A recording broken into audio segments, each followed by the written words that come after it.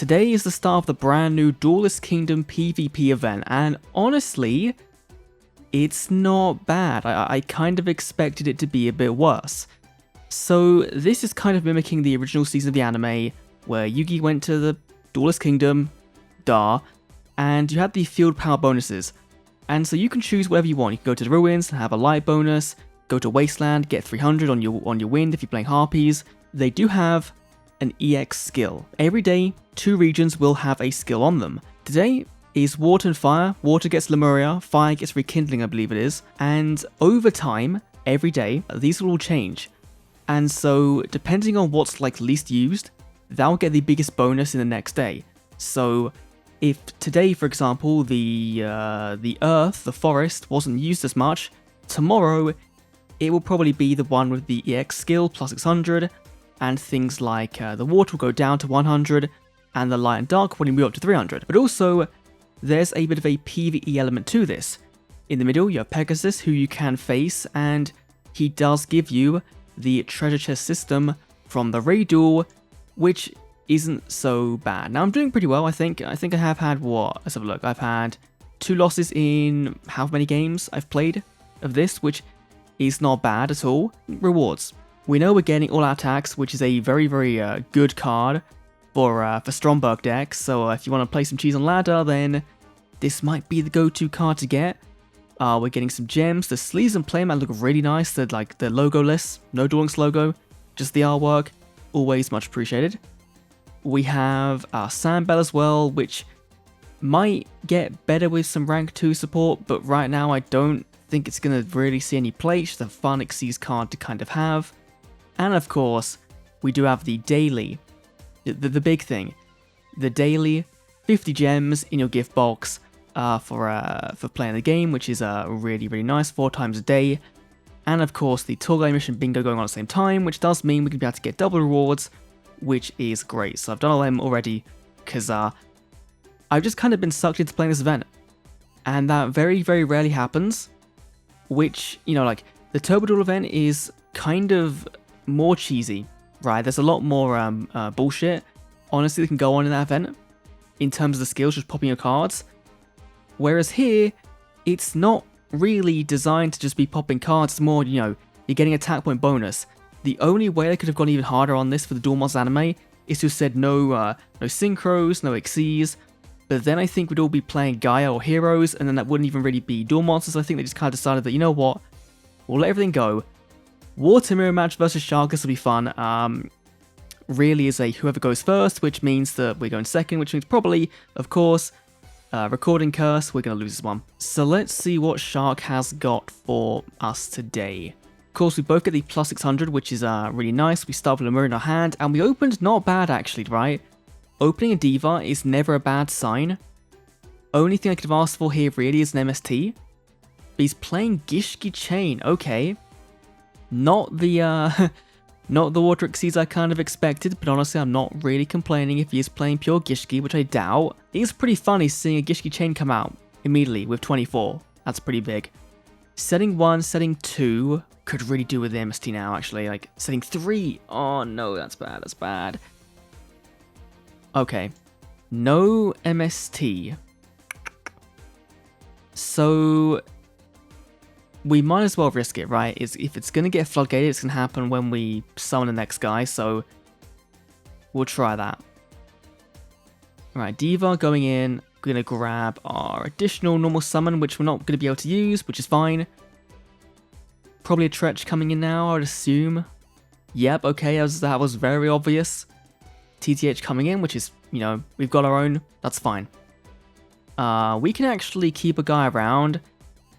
So I'm going to do that, right? I'm going to try and keep our, let's keep our infantry. Let's keep him around. I thought it was Chalice in hand, which would have been useless, but that's fine. So now he can't do a second Tretch, which is just great. But he can have a Book of Moon. He can have, what else bounces back? Nothing right now. One might be an MST or a Cosmic to kind of target the other. But given he's thinking for so long, to me makes it feel like it's something else that I'm kind of missing. Right, nothing there. So we can go and then use our skill, of course, to bring things up, to make him level 4, go for an Xyz. Let's go into... Who do I kind of want? Dueler would be nice, right, to getting the anytime pop on the quick effect. Barmet Shark can get us into another summon, which is always great. But let's just stick with the tried and true Dweller and see where things go. Because if you chain something, we can then, chain our infantry in response and then get rid of his monster, but he probably won't do that, right? I feel like he just waited out. Maybe have a wall D face down. Not doing anything, okay. So I can take a risk here. I don't want to waste my 600 boost from the skill. I want to kind of save that. And then if he does, like... If it's a Wall D, it's on Declaration. If it's anything else, it doesn't really matter. Forbidden Lance, okay. So that's going to make us lose 800, which means now we do have to chain the infantry to actually get the pop-off so we can actually deal damage. That's going to pop you, and then we'll be able to attack indirectly with our Dweller. And hopefully no drowning, right? No drowning, okay, cool. Very nice, goes back up to 3k. With a Tretch face down, we're in a very good spot. A very, very good spot. Activates Lemuria, so we're both going to go up to 32, I believe. That's everything, right? Yeah, okay. And then summoning into the Marksman, which isn't going to do anything. And he's scooping. Which you do see, right? You do see quite a few people in this event scoop up. Which is to kind of be expected. If you play a attribute, a card of your attribute, right? You do get a bonus, so you can get more draw rewards, which means that if you're just playing PvP, this is a way more beneficial event to do it in. Just in terms of getting more stuff. But we do, after every game, get some star chips. And if you win, you get 50. If you lose, you get 25. Which means that every 2 duels for a win or every 4 duels for a loss, you can then face Pegasus in the castle. And he's pretty straightforwardly easy, right? He runs, I believe it's the same deck as his level 40 gate deck, so Toon Cannon Soldier, Toon Mermaid, Relinquished, that kind of thing. Nothing too broken, to my knowledge. But let's see. Let's see what Pegasus can do, and of course we opened with not great, but it hopefully does mean we can just see one more water and then we're fine. Not really the water I want to see, but it's actually going to be okay, because that still means we get access to our, who do we want here, actually? Because, I'm kind of thinking we go for Hope Woven, right? Because, yeah, we can't pop with Dweller, so there's no point in going for that now.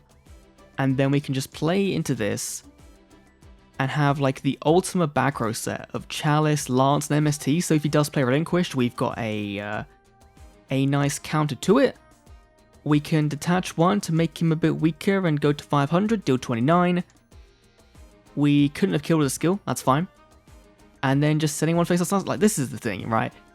This Pegasus AI is not very good. Let's use our skill real quickly just to make it plus 600. And then, yeah, we can go 36 into you, and then Jikabakudan, and then attacking directly, and do 4k, and Pegasus is not very hard, right? For you know, the final challenge, right, you've got more challenge on PvP. Which is kind of backwards, right, but I do kind of like that we're getting a mixture, and then of course you do get, if you win the level 40 deck, the hard deck, you get 10 chests, which is fine, right? You know, for every 2 duels basically you win, getting, you know, all the XP, all that stuff, plus then bonus on top, is not bad at all. But let me know down below what you think of the event. I think it's pretty cool. Definitely better than the Duelist Carnival, right? The Leo Luna one, the Esperoba one. A lot better than that, I think. Just because it feels like it's more fairer. You're not kind of forced into one archetype, right? And then even if you are, you were better off playing, you know, a meta deck. Whereas in this, you're seeing more experimentation. You still are seeing meta decks be played, but you know the bonus you're getting for playing an off-meta deck is a bit better, a bit bigger than playing something that is actually just pure Onomats or Thunder Dragons or Harpies, right? But also, let's end it off with a bit of a negative sign. Of course, the box celebration sale, we talked about this on Twitter, and and the video as well, and it does seem like the sale's ending when maintenance happens. So there won't be any new box until after 17th, and given the Duelist, the KC Cup says that players can't use cards added after then, it just kind of, to me, feel like we're getting no box to the end of the month, which is kind of disappointing, but anyway, what are you going to do? We do have milestone news coming up, we have Crosstalk Beta coming up, so it should be pretty fun on the channel, very, very soon, but beyond that, thanks for watching, I'll see you all in the next Duelist video, see you then.